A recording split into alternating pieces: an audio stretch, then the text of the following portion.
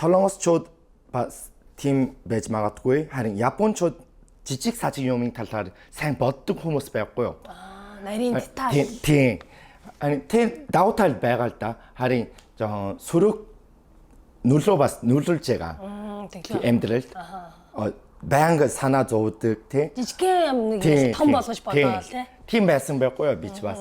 Тэгээд Монгол очсон чинь шал өөр байсан. Тийм. Тоохгүй нөө жижиг юм. Тоохгүй зүгээрээ гэд. Тэр үед илүү тийм байсан байхгүй юу. Тэгээд одоо яах вэ гэсэн чинь зүгээрээ гэд өнгөрсөн тий болон одоо зүгээр.